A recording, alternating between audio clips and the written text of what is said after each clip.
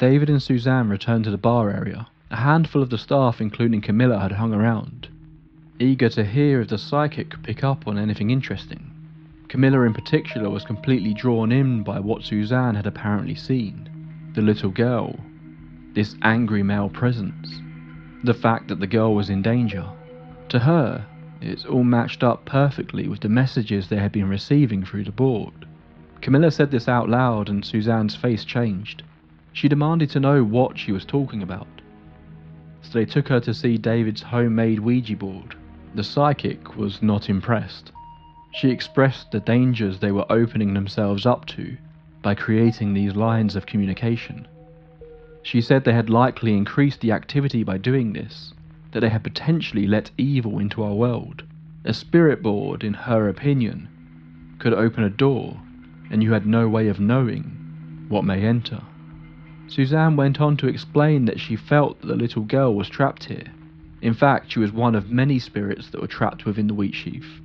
She believed that somehow this angry spirit she had encountered, named Joseph, was the reason for it, that somehow he was keeping them here. If they wanted to help the little girl move on, they would have to figure out a way to remove Joseph from the pub.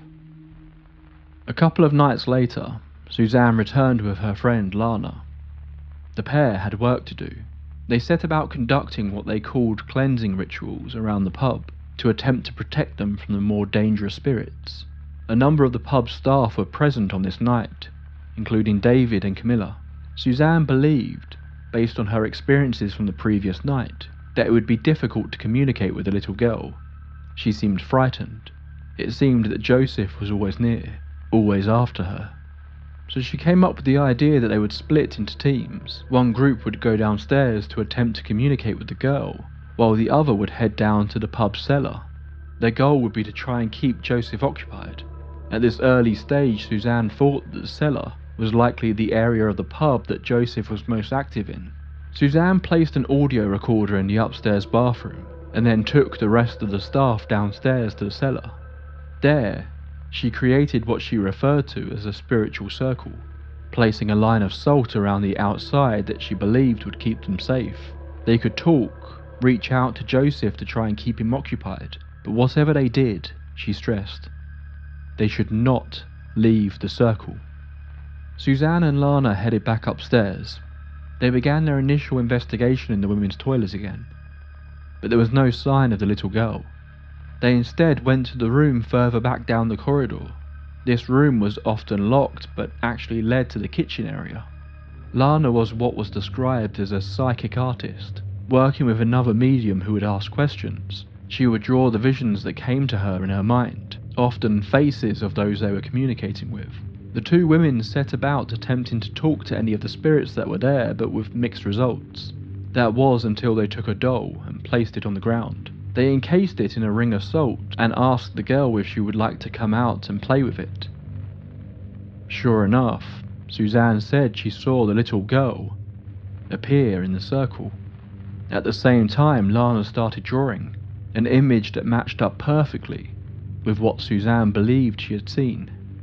The girl looked at the doll, picking it up. Somehow Suzanne now knew that her name was Jessica. She began asking her what happened to her. Why does she seem so frightened? But the apparition of Jessica didn't stay for long. Once again, a loud banging sound could be heard through the walls, and the girl quickly vanished. Suzanne was convinced now. These louder, more aggressive sounds were Joseph, and Jessica would not stick around any time that Joseph was close. Suddenly, Suzanne was hit by the visions again. This time, Joseph and the other man were pinning Jessica to the ground. Suzanne started screaming out loud, begging them to stop, as though the events were actually playing out right in front of her for real. The vision faded away, but she was sure now that they had murdered Jessica. Suzanne attempted to speak with Jessica again, asking her where her body was. The young girl didn't say a word. She just appeared at the far end of the room, next to a wall, before fading away again. Suzanne approached the wall and ran her hand down it. She turned to Lana and told her that she believes that Jessica's body was inside this wall. Meanwhile, downstairs in the cellar, the staff were growing frustrated. Their attempts to communicate with the spirits hadn't yielded anything too interesting, and they were getting restless, all stood bundled together in this circle. Camilla attempted to move a bit, and accidentally put one of her feet outside the circle. Almost instantly, she said she felt like something was touching her face, and then she collapsed. The group rushed down to the floor to help her. Camilla's legs were shaking, she couldn't move her head.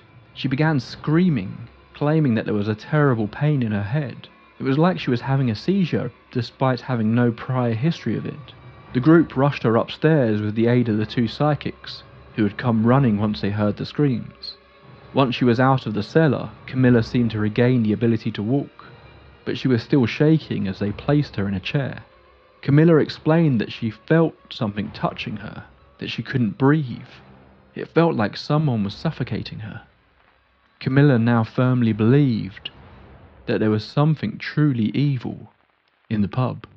Lana went upstairs to retrieve the tape player, and she showed the staff the drawing of Jessica she had drawn.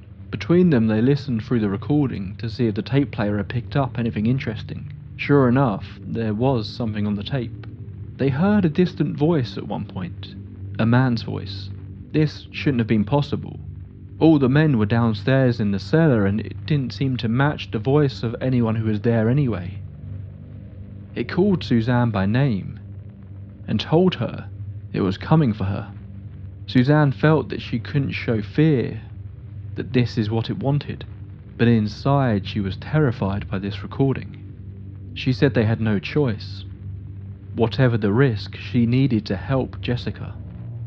The two psychics then explained what they had experienced upstairs. This was more than enough for Camilla, who went straight upstairs to the wall and began digging away at it with whatever implement she could find. The other staff quickly joined in.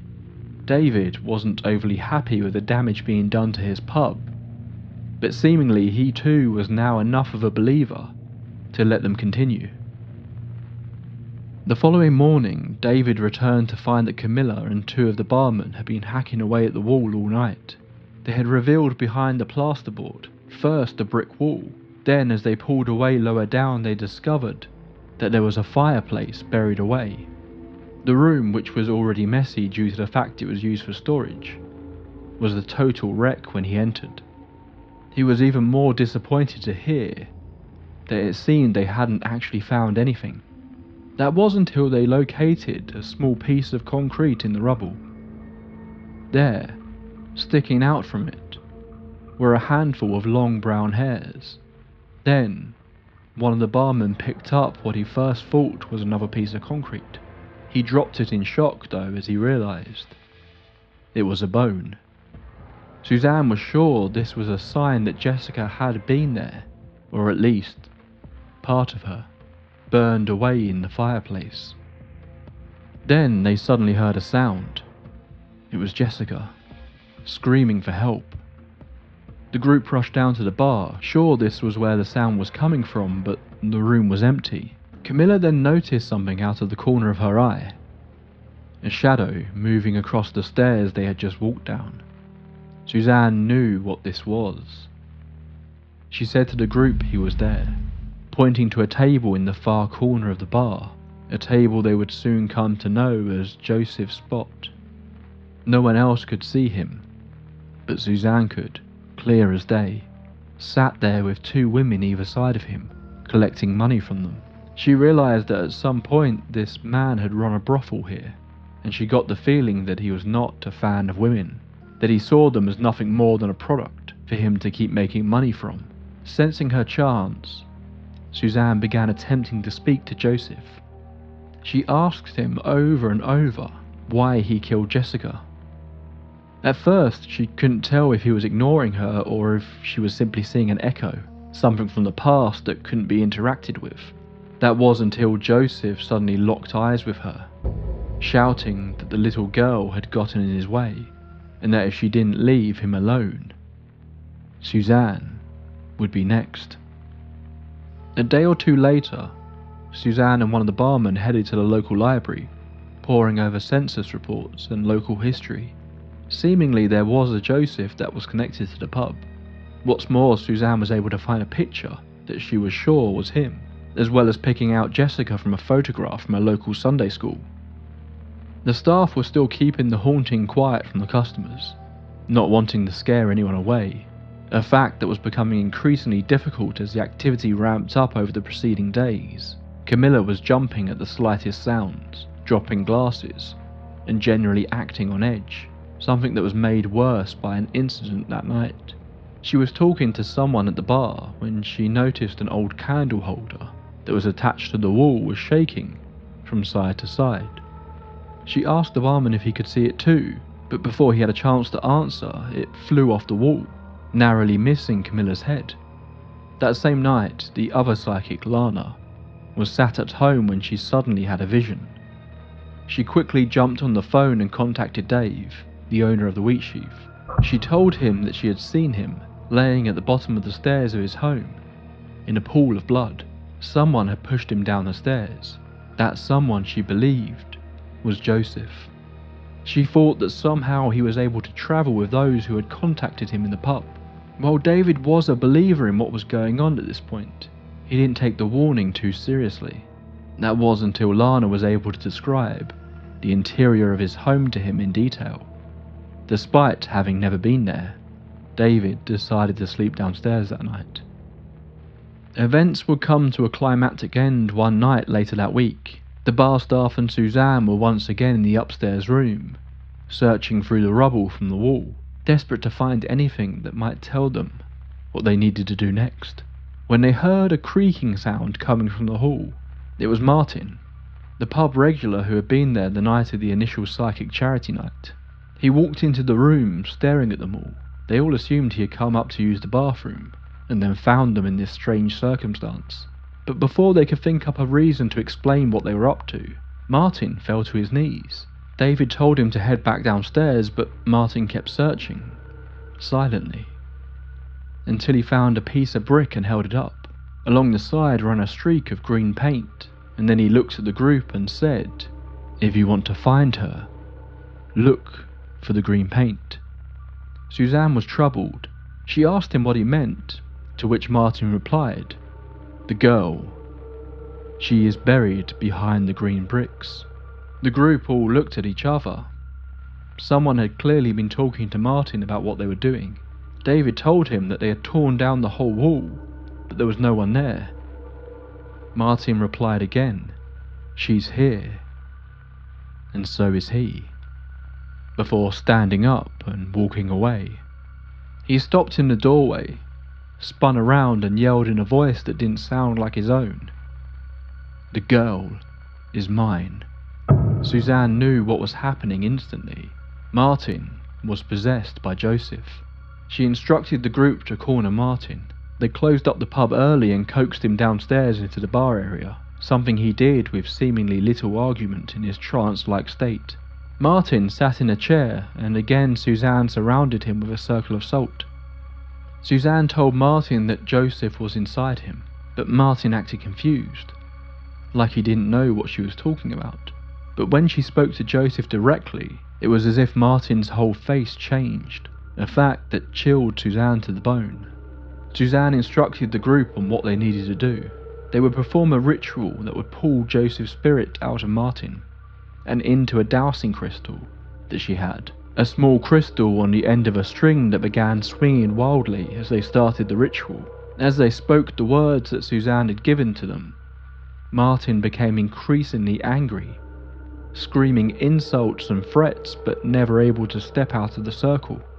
As this happened, Suzanne finally learned the truth of what had happened to Jessica. She was bombarded with images in her mind of Joseph and the other man in the cellar with another woman. They beat her to death, before realizing they weren't alone. They were being watched by a young girl. This is what Joseph meant when he said that Jessica had gotten in his way. Suzanne believed that the reason she was able to work with the spiritual realm is that she had spirit guides that aided her in her practices, and she called upon them at this point for their help. Seemingly, it worked. The pendulum swung in circles, faster and faster, until Martin's head dropped and the crystal stopped moving. Martin looked up, completely unaware of what had happened. He simply thought he had gotten too drunk and woken up in the pub. The last thing he remembered was walking into the room upstairs and seeing the bar staff rooting through the rubble. Camilla said it instantly felt like something had changed. They were all in shock by what they had just seen happen to their friend Martin, but at the same time it felt like a huge weight had been lifted. It felt like it was really over. Stranger still, it seemed despite the fact that Martin couldn't remember the events of the last hour, he seemed to retain some of Joseph's memories.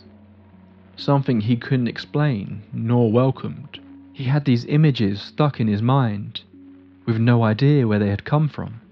He was able to tell them that Joseph was in fact a barman, but that he secretly ran a brothel, that he would take advantage of innocent families, and would force women into working for him. Everyone involved in the events at the Wheat Sheaf in 2004 said that the experience changed them. David, a former skeptic, was now a firm believer in the spirit world.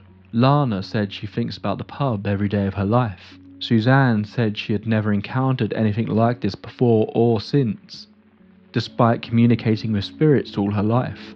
And Camilla said that it turned her entire worldview on its head. She now believed there was more to this world than could be seen with the naked eye. Suzanne said that she believed that doing the ritual had removed Joseph from the pub, which had allowed Jessica, and potentially other spirits trapped there, to move on. If they all left, though, is debatable. After all, Suzanne said that Joseph and Jessica were just two examples of the 37 spirits that resided within the Wheat Sheaf pub. The story myself and Peter have just laid out for you is the most commonly reported version of events of what took place in the pub. This account mostly sticks to the events as portrayed in the 2006 episode of A Haunting on the Wheat Sheaf, one of the most watched episodes in the programme's history. Watching it, I naturally assumed that this was a dramatised version of events that took place, and the fact that so many articles just seemed to echo this version was a little disappointing to me. But the fact the show featured interviews with Suzanne, Lana, David, Camilla and Martin added some level of credibility to the fact that it was an accurate portrayal of the events as they saw it. However, after a little bit of digging I came across Suzanne Gill, the lead psychic in the story. Not only does she still seem to be a very active medium, I found out that she had written 3 books on her version of the Wheat Sheaf's events. I then found that a few years ago she did a rare interview for the podcast How Haunted, that I will include a link to.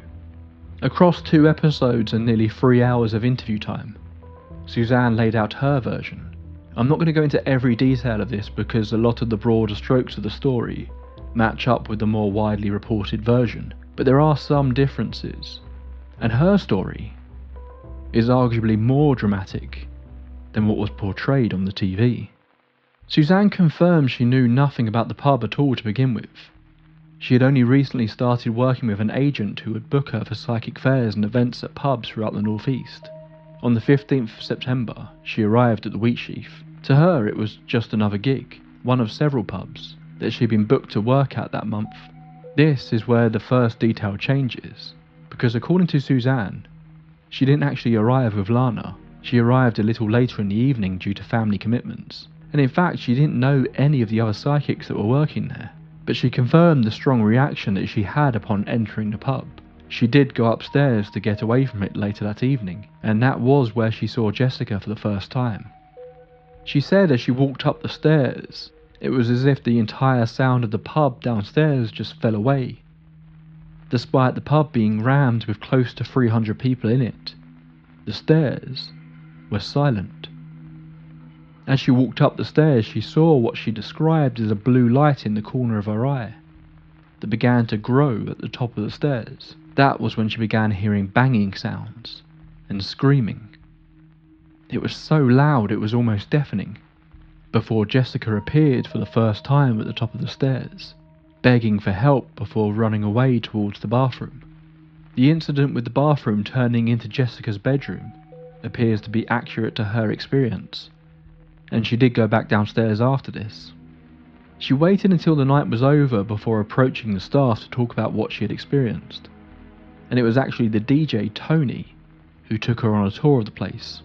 As they walked around the pub, she identified a number of different spirits in each of the rooms, often by name.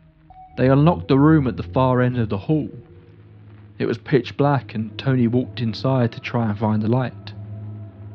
There was the faintest stream of light coming from an outside lamppost at one of the far windows. This was enough light for Suzanne to see a figure emerge from around the corner. She was terrified as the figure ran directly towards her. Suzanne yelled out, but then the figure stopped in front of her. He identified himself as a man named Edward, that he had been waiting for Suzanne, and that he remained at the pub to protect the children from another man. They then entered the kitchen. Suzanne was able to describe a spiral staircase that would have been at the back of the kitchen, and was even able to tell Tony there was a large bay window. She shouldn't have known this, as it was covered up by a wall now. That was when she first met Joseph. His presence was often revealed through sounds first, most often a growl, and the sound of him clinking coins together in his hands. She felt that somehow Joseph recognized her, and from that first interaction on he would not leave her alone, no matter where she went. This was also when Suzanne became convinced that while standing in what would have been a back bedroom, that the girl she had seen was buried in the wall. When Suzanne went back and told the bar staff what she had experienced, Camilla apparently became quite emotional, hugging the medium and telling her that they had made a Ouija board and had been communicating with spirits in the pub for weeks. Most interestingly, one of the messages they had received was, "Suzanne is coming for me." Apparently some of the many spirits trapped in the pub knew Suzanne would be there soon. Throughout the interview, Suzanne mentioned some of the phenomena the bar staff reported. A lot of it is the familiar events we already know, but there were some outlandish events that apparently took place. The staff would apparently leave a doll out for Jessica to play with. One night they left it on the pool table, only to return the following morning to find it on the top of the stairs. Apparently at one point, what was described as a ball of fire shot through the bar.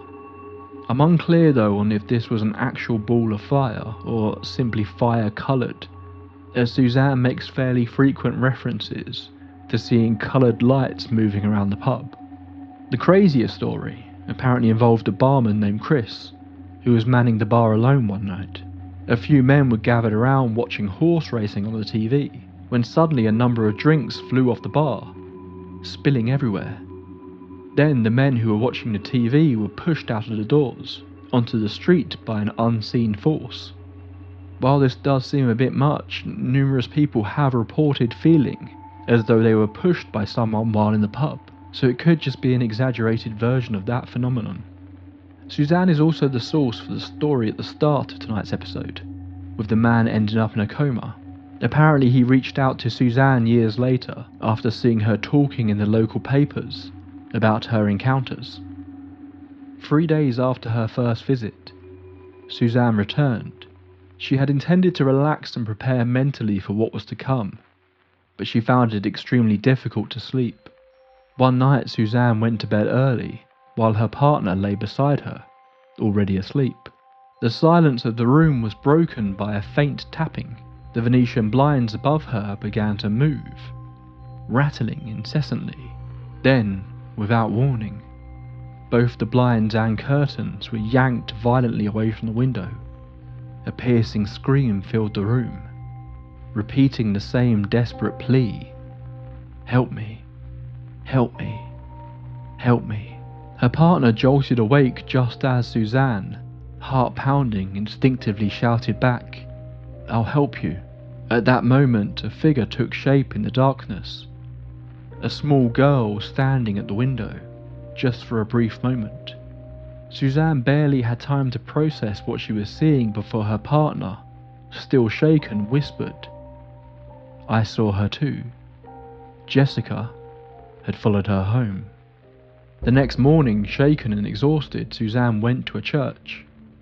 She found a priest and with a trembling voice explained everything she had been experiencing. The voices, the visions, the overwhelming presence that had followed her home. The priest listened silently, then reached for a small bottle of holy water, handing it to her. He simply said, "Do what you got to do."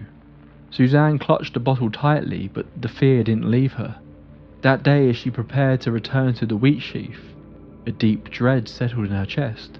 She was terrified, not just for herself, but for her children, unsure if she would see them again, and if she did, what state she would be in. This was the night that the incident happened with Camilla in the basement. The night plays out fairly similar to the original recorded events, but one note she seems to make is that it wasn't just her, Lana and the bar staff. Every single night she visited the wheat sheaf, there was seemingly a never-ending carousel of people coming to help with the investigation, which seems to dispute the idea that the bar staff were keeping this quiet. Some were just friends and family, others were other mediums who wanted to offer their services. Camilla was also the person who started chipping away at the brick wall.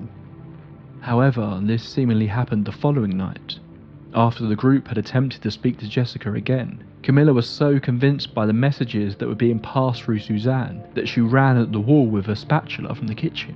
A fact that apparently caused Suzanne to burst into tears as she saw Camilla's desperation to get to Jessica's body. Dave, the owner, was more than happy for the staff to knock down the wall, and in fact got others to come and help. However, his business partner, who had been away and hadn't experienced the phenomena, was a lot less impressed. This leads to one of the stranger stories that Suzanne shared that wasn't in the original accounts. Work was still going on to get the wall fully down, and Suzanne had agreed to come back the following night.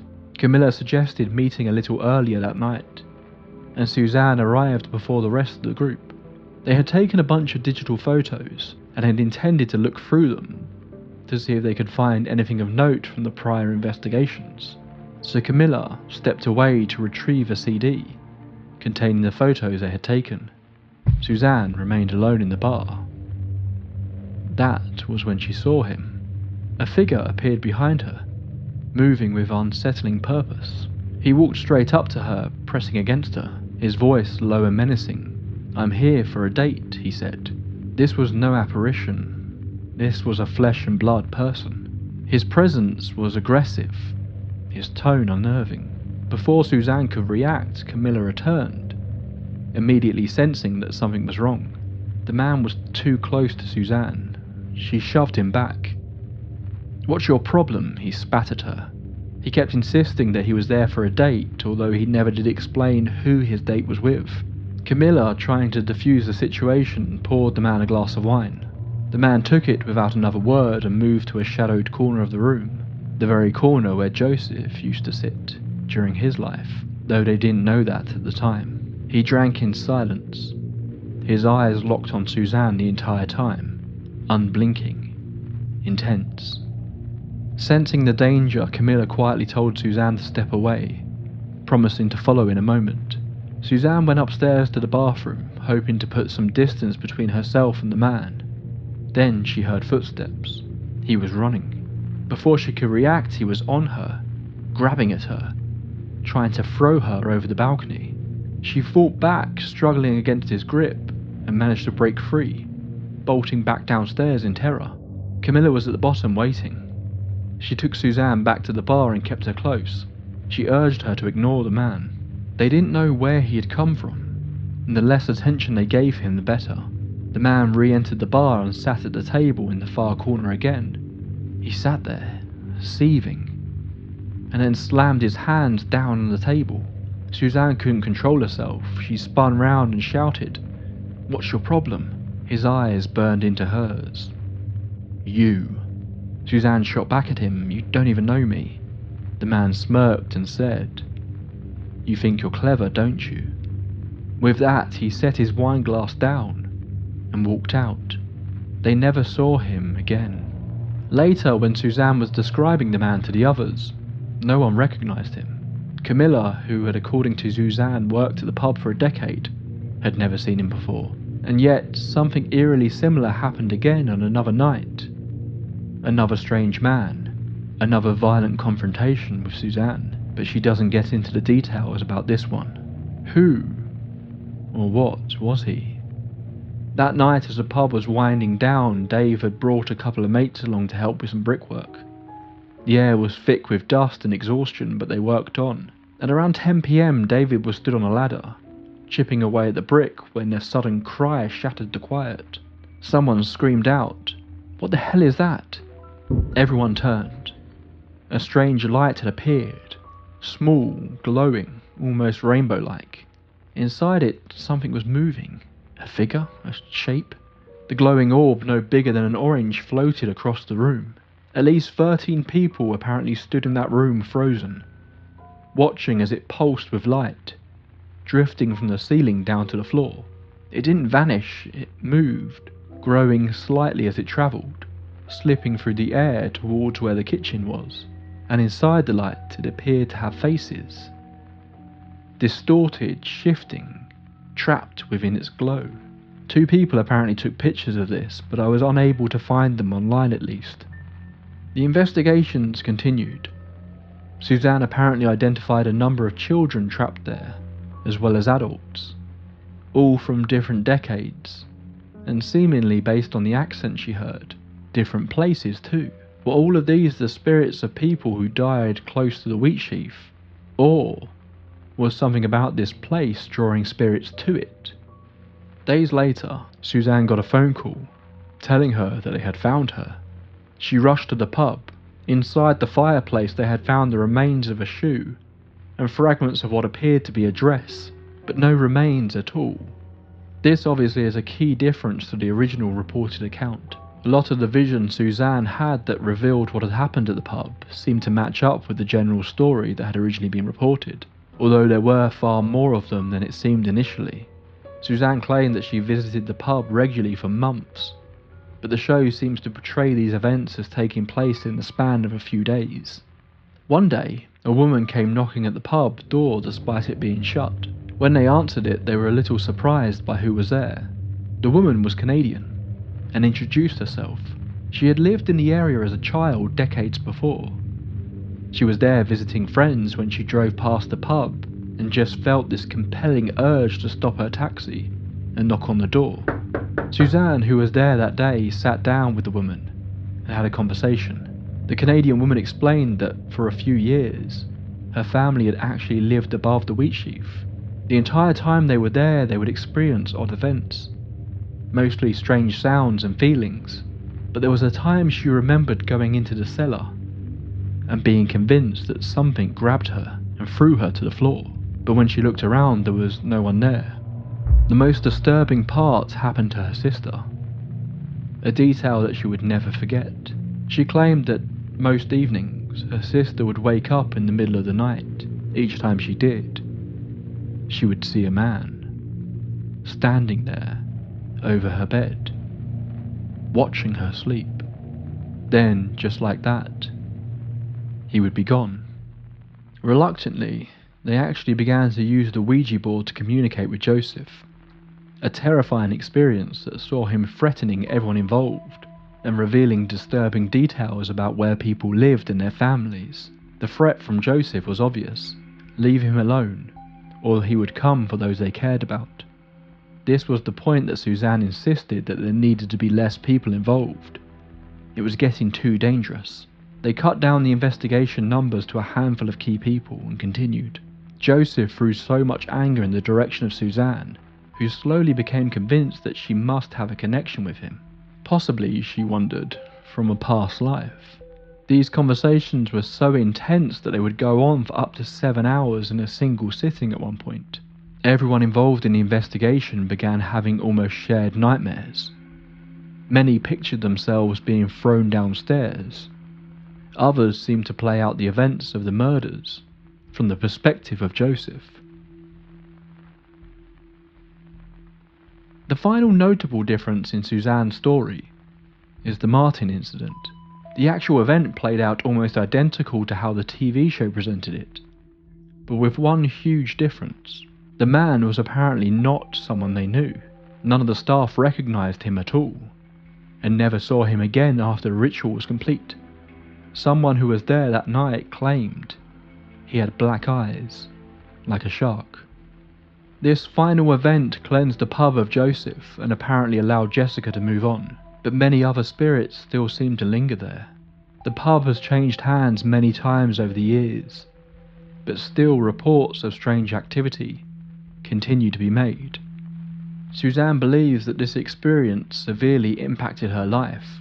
She believes these experiences and the brief period of time that Joseph was in her life led to her relationship falling apart, as well as damaging her mental health to such a degree that it took her years to come back from. So what really happened? I want to do something I don't usually do and put my personal feelings on this out there straight away, because I'm conscious it will cloud my take on the events, and I want to be honest. I was keen to cover a haunted pub story, as there are so many out there and it's something we haven't done before. I looked at the ancient Ram Inn first, but decided to go with the Wheat Sheaf for two reasons.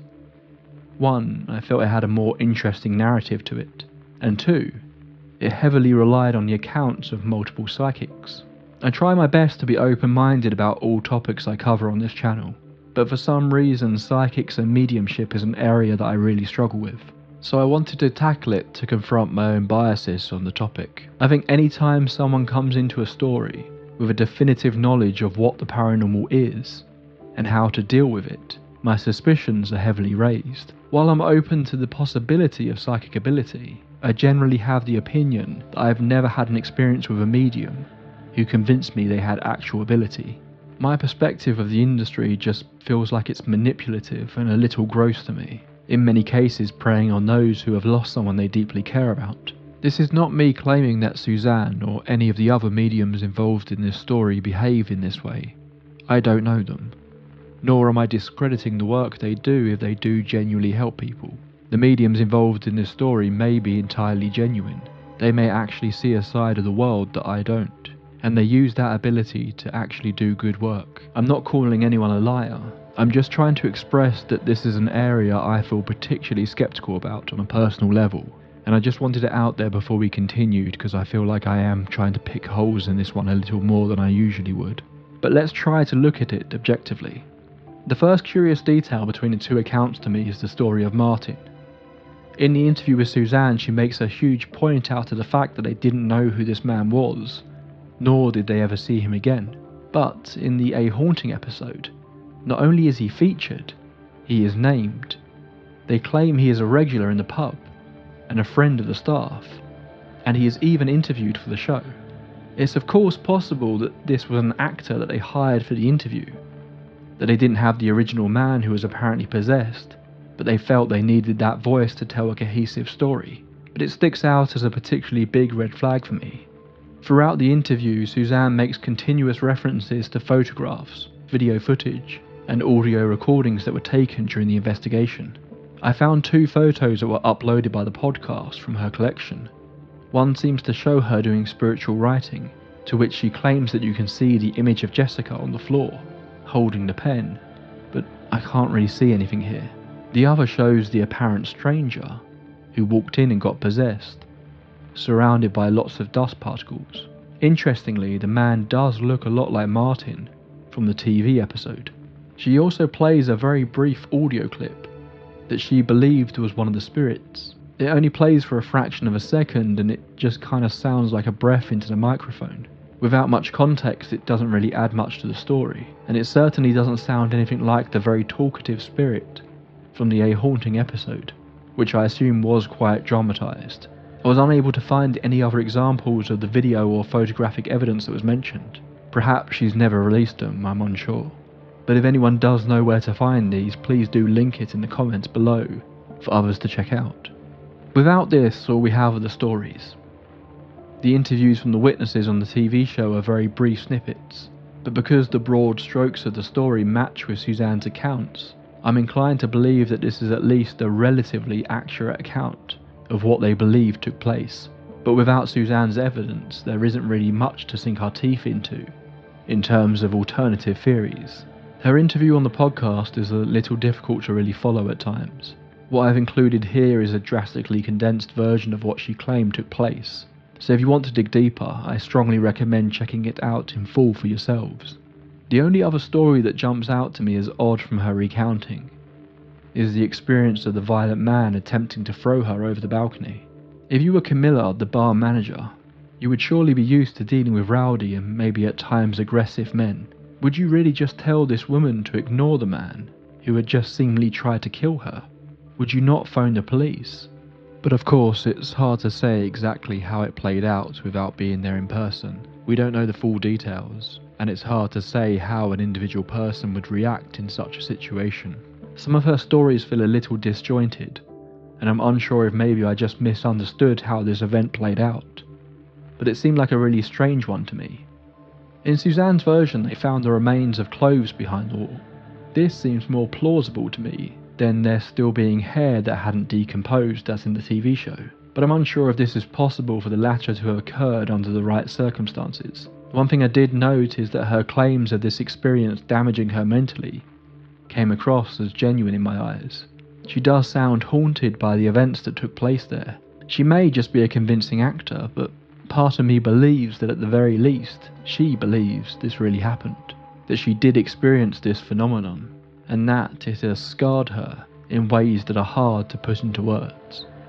I think I find the story a little too over the top, too clean of a battle between good and evil, and while I often am willing to go along for the ride with even some of the most out there paranormal stories, this one just feels off to me for some reason. I fully admit though this may be due to my own biases. I really wish we had full interviews with the likes of David and Camilla from back then, to really flesh out the events from their perspective. Maybe this is just a story, designed to create a bit of buzz around a newly reopened pub. Maybe Suzanne's account is accurate, and this is how it really played out. Or, as I so often wonder, is the truth somewhere in the middle?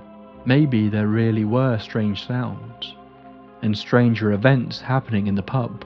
Maybe the staff really did poke the hornet's nest by attempting to communicate with it, but maybe the rest of the events that followed are just this phenomena being viewed through the eyes of someone with very strong beliefs about what the paranormal is and how it works. No trace of Jessica's body, or anyone else for that matter, was ever found. Hopefully one day we will get the answers, but for now the Wheatsheaf pub remains just another strange mystery in the world of the supernatural. That's all for this entry into the tape library. This is yet another one of those cases where I looked at it on paper and thought, hey, that'll be nice and simple, which I really wanted after the epic adventure that was Jeff the Talking Mongoose. But yet again, nope. I just can't stick to the simple version apparently. I always seem to accidentally start digging deeper and deeper. This was a fun one to write though, because it's just got some really good old-fashioned spooky moments to play around with. At the same time, it also has that deeper side to it, where we can explore ideas like psychics, and how that may affect how people see the events that are taking place around them through a different lens. As always, I'm really keen to hear what you think about this case, so please do leave your comments below and share them with everyone. Also, if you enjoyed this episode, please click the like button and subscribe if you haven't already. I know this gets so tedious hearing it on every YouTube video, but it really does help support me in a really easy way. Thank you Peter Laws for coming along on this wild little tale. If you enjoy my shows and you somehow haven't seen Peter's show Into the Fog, I strongly suspect you'll enjoy it. We both seem to be drawn to very similar paranormal cases, and like me he really loves getting into the details without being too overdramatic. So please do check out his channel for more creepy real life tales. Of course, thank you to Man to Sleep again for sponsoring this episode. Don't forget to use the link if you want to save 10%. And finally, thank you to all my supporters out there. If you want to support the show with your wallet, you can do so on Patreon or through YouTube memberships. YouTube members get ad-free versions of the videos, while over on Patreon you can get access to videos a day earlier than anyone else, and even receive shoutouts at the end of the episode, as well as just being another place you can interact with me. So let's do those extra special shoutouts now. Our tape library archivists: Umiko Grimm, Sandy Lusk, Reestock1731, Mirror, Judith Hacker, Gabrielle, Eric Salas, Destiny M, Ashlars Books, Sagan O'Dorleg, Dirtnap6969, Lady Bet Noir, Adeline, Peter McCann, Jolly Jedi, The Crimson DM, Georgia Harvey, Caliego, Dominic DeAngelis, Dean J. Daly, Jay, Joe, Cali Cott, Darla, G-Raw, Midia Zabine, Montana Martin, Packer, Sirius Whack, the detective, Emmy Bartley, Alfredo Sandoval and Tucker RVB, the lead archivist, Van Yell, Brian Baker, Old Soul Like Mine, Lord William, Tracy Torello, Xavier Angle, Tyler Michael, Ridiculous, 1000th Ghost, London Grace, Melissa Harrison, Creepy Candy, Ben Clark, Plague Doctor is in, Alex O'Neill and Alex Goldberg, and our extremely generous Grand Overseers, Morning Rain 2619, Katie, Agent 355, Leah Carmella and Bad Diddle, and thank you to you for making it to the end of the episode. If you comment that you did it for the devilment, I will know you're one of the hardcore few. Until next time, my friends, pleasant dreams.